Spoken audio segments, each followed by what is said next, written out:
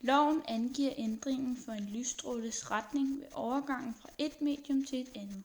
Dette sker, fordi lyset har forskellig udbredelseshastighed i de forskellige medier, og dermed får retningen til at ændre sig.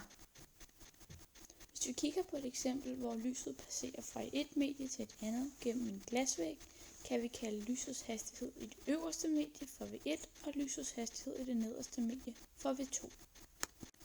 Lysets indfaldsvinkel kaldes for I, og lysets brydningsvinkel kaldes for B.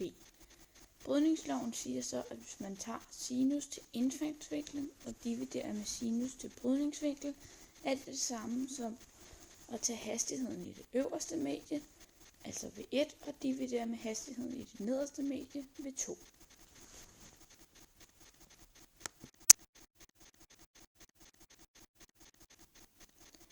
Hvis man sender en række bølgefronter igennem noget luft ned mod f.eks. en vandoverflade, vil man se, at i det bølgerne rammer vandoverfladen, vil deres bølgelængde blive ændret, fordi at udbredelseshastigheden er forskellig i luft og i vand, og dette vil også resultere i, at retningen ændrer sig en lille smule.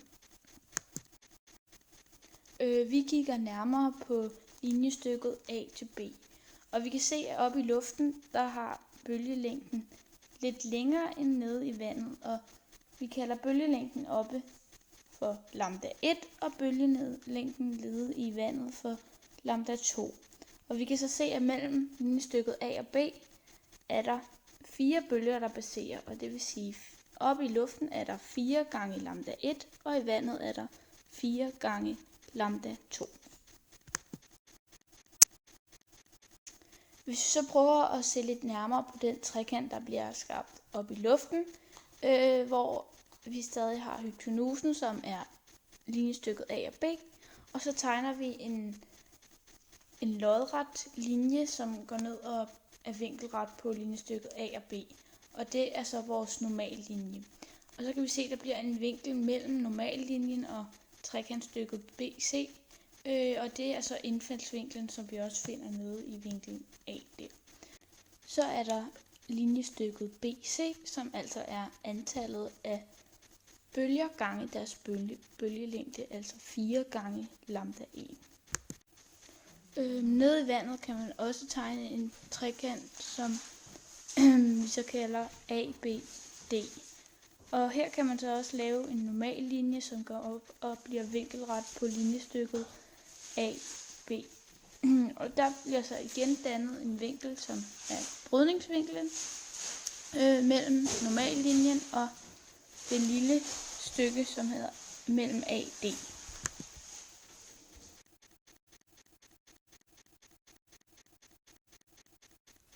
Indfaldsvinklen kan nu beregnes ved at man bruger noget trigonometri i den retvinklede trekant ABC. Dette kan gøres ved at sige sinus til vinkel I er lig med 4 gange lambda 1 divideret med linjestykket AB. Ligeledes kan brydningsvinklen beregnes også med trigonometri i den retvinklede trekant ABD. Her siger man blot sinus til vinkel B er lig med 4 gange lambda 2 divideret med linjestykket AB.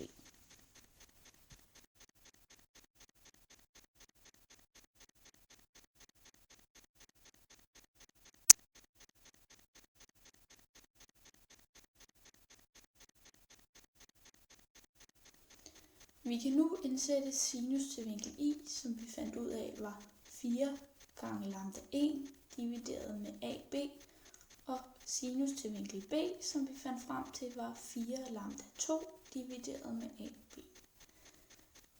Som man kan se, går linjestykkerne AB ud med hinanden, og ligeledes går 4 ud med hinanden. Så der kommer til at stå lambda 1 divideret med lambda 2.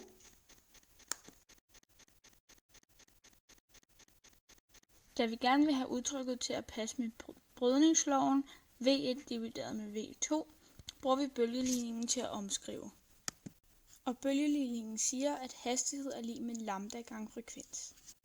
Som vi lige har set det bekræftet i bølgeligningen, skal man altså for at få hastigheden gange lambda med frekvens. Vi ganger derfor med frekvensen begge steder og får V1 divideret med V2. Og hermed er brydningsloven bekræftet.